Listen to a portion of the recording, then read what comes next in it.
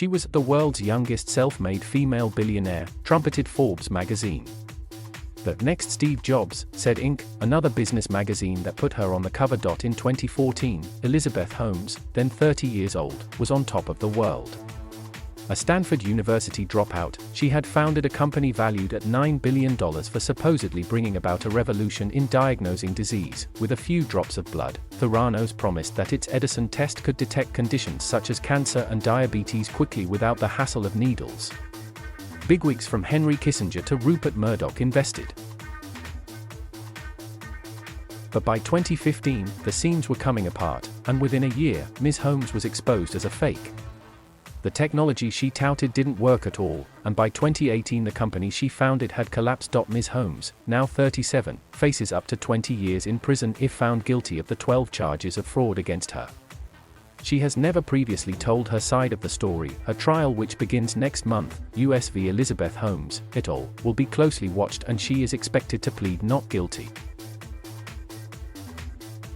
And in a twist, it emerged this weekend that her lawyers will argue that her ex-boyfriend and business partner, Ramesh Sunny Balwani, sexually abused and emotionally controlled her at the time of the alleged crimes, impairing her mental state. Mr. Balwani, 56, who faces the same fraud charges, called the claims outrageous.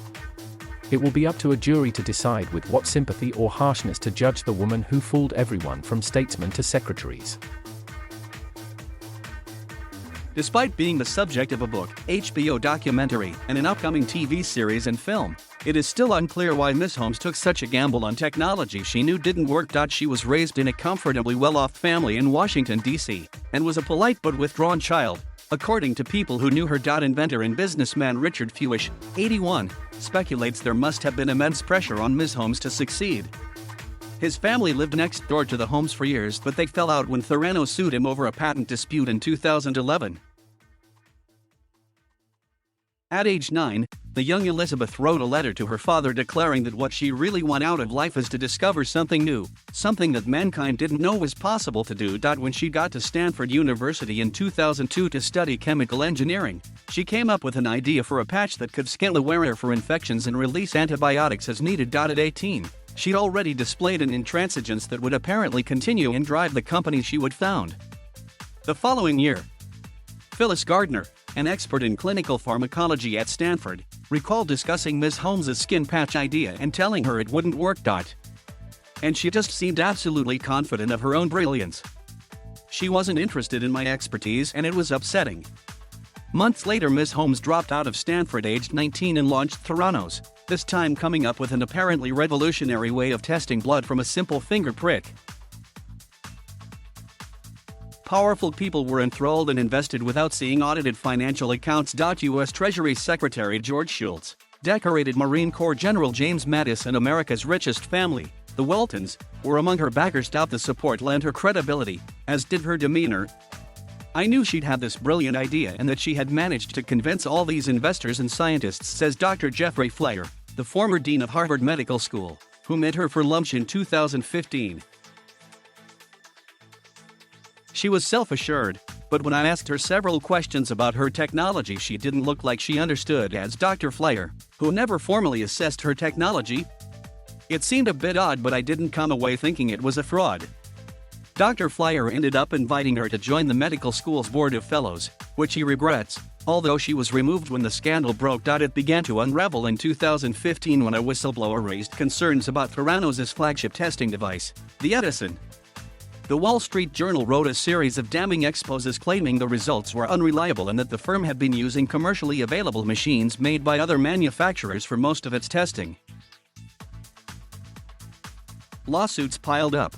Partners cut ties, and in 2016 U.S. regulators banned Ms. Holmes from operating a blood testing service for 2 years. In 2018 Theranos was dissolved. In March that year, Ms. Holmes settled civil charges from financial regulators that she fraudulently raised $700 million from investors. But 3 months later she was arrested, along with Mr. Balwani, on criminal charges of wire fraud and conspiracy to commit wire fraud.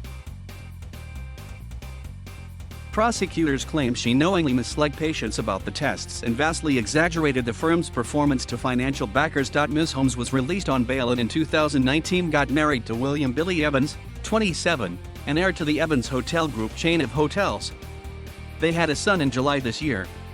I don't think her being a new mother will influence the trial, but the judge is likely to take it into account if she is found guilty, says Emily D. Baker, a former deputy district attorney for Los Angeles and legal commentator who is not connected to the case. As the Theranos scandal reaches trial, commentators say it is remarkable how tightly she has clung to her original story, and people who knew her say they doubt she has changed. According to court papers, Ms. Holmes' lawyers are set to argue that she believed any alleged misrepresentations about Theranos were true and that it was a legitimate business generating value for investors. They are also likely to claim that Mr. Balwani's alleged controlling behavior erased her capacity to make decisions, including her ability to deceive her victims.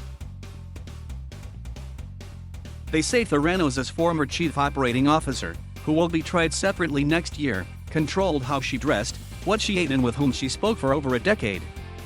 They will also call a psychologist specializing in sexual abuse as a witness. Whether Ms. Holmes will take the stand herself is unclear. The toughest thing with any case involving fraud is proving that the person intended to defraud, says Ms. Baker.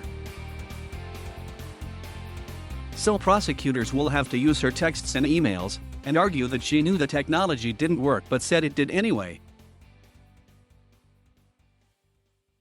Thank you for watching. Please subscribe,